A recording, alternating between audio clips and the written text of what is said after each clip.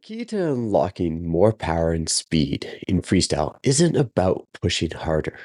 It's about learning how to relax in the right places, particularly during your recovery phase, so you can save energy and drive forward with better momentum. By relaxing during recovery, you can turn your entire stroke into a more efficient machine, generating more power where it counts the most, your pull. Welcome to today's breakdown of one of the most overlooked aspects of swimming, the power of a relaxed recovery. If you've been tightening up during your recovery, trying to drive your arm too hard through the air, you might be losing more power than you actually realize. What if I told you by loosening up your recovery, you could actually drive more forward momentum?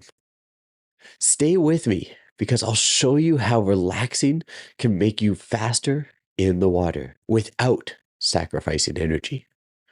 When swimmers get tired and are too focused on increasing speed, they tend to tighten up during the recovery phase of their stroke.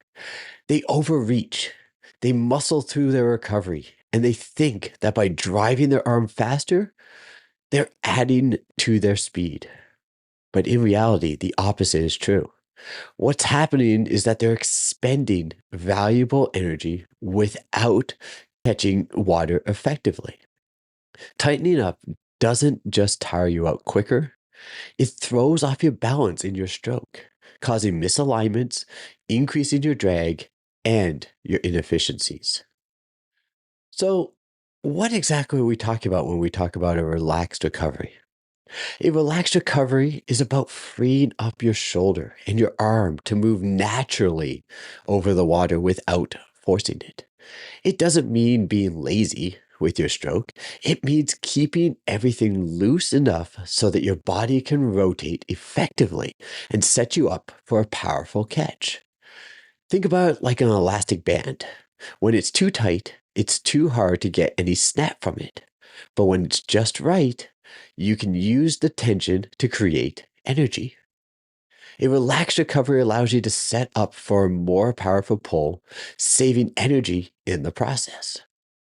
By staying relaxed in your recovery, your arm can naturally fall into the right position to the water, which allows you to get a stronger catch. When your shoulder and elbow are loose during the recovery, your rotation is smoother and you can engage your core more effectively. This translates into a cleaner and more powerful pull with less resistance from the water. You're not fighting your own body. Instead, you're flowing with the water using your body's natural momentum to drive you forward. When you stop wasting energy on over tightening, you're redirecting that energy towards more useful actions like your pull and your kick. The recovery phase isn't just about getting your arm out of the water. It's about preparing for the next stroke. You should be thinking of your recovery as a seamless transition into your next powerful catch. So here's today's pro tip for you. A smooth, relaxed recovery helps your body with your rotation, which in turn improves your balance and lets your legs kick more effectively. This balance is crucial for generating forward propulsion without exhausting yourself. Let's break this down into 3 drills that you can apply into your next swimming session. The first is a very common one. It goes by many names. It is called fist drill, or at least that's the way I like to refer to it. This is a great way to teach your body to rely on a relaxed recovery. Swim with your fists closed so you can focus on getting your arms to a flow naturally over the water without muscling through the recovery. Your goal is to feel the looseness in your shoulders. The second drill is another favorite of mine. It is one arm freestyle. Swim freestyle with one arm, keeping the other non-recovering arm down by your side. Focus on using your core to help the arm move freely through the recovery phase. This is a great drill to feel the power of rotation and how much it aids in relaxing your recovery. The third drill is called catch up freestyle. This drill forces you to slow down your stroke and pay attention to the transition between the pull and the recovery. You'll notice that by keeping a smooth, relaxed recovery, you'll be setting yourself up for a stronger pull with each stroke. The most important tip I can leave you with for today is don't rush. This last point is critical. Do not rush your recovery. This is where many swimmers make their biggest mistakes. Rushing the recovery phase leads to tension, which slows you down. Instead, focus on timing. Let the recovery happen naturally as you rotate through your stroke. It's not about how fast you get your arm over the water, but how effectively you set yourself up for that next pull.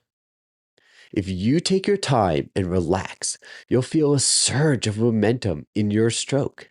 That's where the power comes from. Not from fighting the water, but from working with it. If you've been feeling like your recovery phase is sapping your energy, now's the time to start making the shift. Start applying these tips and drills to your next practice. Remember, the recovery isn't just a throwaway part of your stroke. It's essential to building a lot of power. If you've been enjoying this breakdown, don't forget to hit that like button for us. This helps us get these videos out to more swimmers just like you. In fact, we've got more in-depth swimming tips and strategies coming up in the coming weeks to help you break through all those plateaus and swim faster, smarter, and more efficiently. So take the pressure off of your recovery, and you'll see how it feeds into a faster, more efficient stroke. And here's the secret. The more relaxed your recovery, the more power you can unleash when it matters the most in your pull. Keep working on these tips and watch your speed and efficiency in the water take off. Thank you for watching, and I'll see you in the next video.